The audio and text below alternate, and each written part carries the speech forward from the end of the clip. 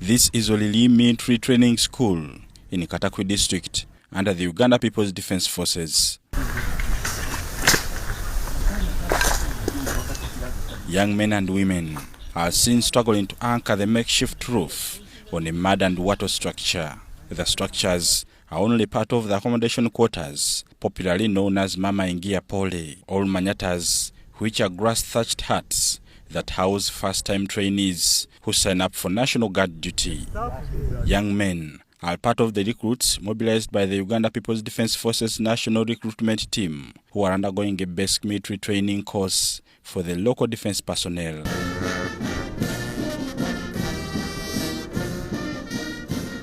President Yoweri Museveni recently commissioned 2,611 local defense personnel, 475 of whom were female, after 6 months of rigorous training in a harsh military and warrior-like environment at Olili Training School in Palam Sub-County, Ngariam County, Katakwi District.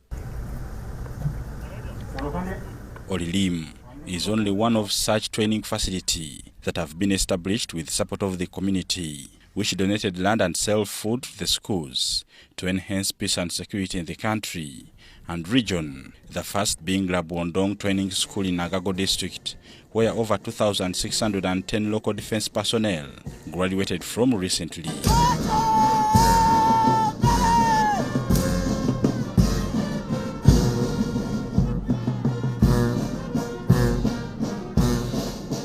For years since its formation, the Uganda People's Defense Forces UPDF has improvised for its soldiers who have prioritized the country's peace and security against their own welfare. And I want to congratulate the UPDF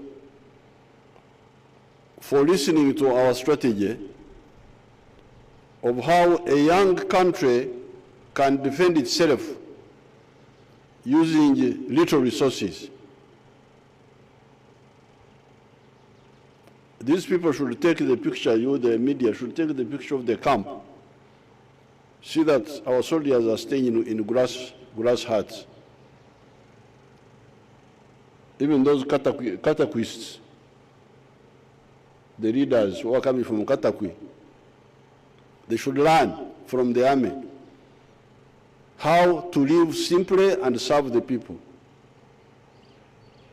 Because we are not an American army, we didn't take slaves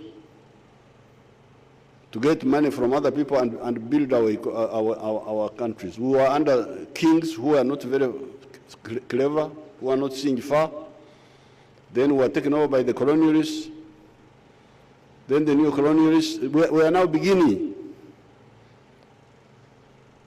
But a beginner can run his home. Only that you do it within your means. So all these leaders, political people who don't see this, who don't see that you need to live humbly in order to serve your people, are really parasites and should be rejected. The army is an example. If we did not train simply like this, how would we manage? If we had to wait for gorofas, for permanent buildings. So you take the picture, the camp overhead, and you show those parasites in Kampala. The ones who eat food which is already cooked. They don't know how it is cooked, they just eat. UPDF is not Muriabiengede. It works from with very little resources, but provide the service for the people. Despite the poor remuneration, the UPDF remains one of the most popular institutions, attracting professionals in their ranks. The school commandant at Olili Training School, Lieutenant Colonel Elia Kemugasa, said they have seen a rise in educated recruits registering for National Guard duties. The students we are getting these days are educated, so assimilation is high, and the attitude, because they know what they want. These are educated people. They know what they want. The attitude is positive. And I have trained recruits, but this intake, I must confess, has been a disciplined. This year's intake included 4 recruits with master's degrees, 448 with bachelor's degrees, 143 with diplomas, 549 with certificates in different fields, 699 with USCE certificates, and 486 with UCE, or its equivalent. Graduates, A-level, the last were the O-levels. And that's why they perform well, because educated people learn quickly. So with the higher education level in Uganda, we are going to have a very good army. Commenting on the housing challenge, General Museveni said he has already instructed the Army Engineering Brigade to undertake all army housing needs instead of relying on contractors who tend to be expensive. The army will develop the infrastructure of this area, starting with, as he was saying, health, water, classrooms, eventual accommodation for instructors and for trainees. That's how we normally do things. President Museveni also pledged to address the housing and accommodation challenges by constructing in phases housing units in all barracks in the country. Construction of modern housing for serving officers and men is already underway. The president commissioned housing projects at Masaka-based Updf Armored Brigade that included 4 state-of-the-art flats with 16 units each, capable of accommodating 64 families of armed officers.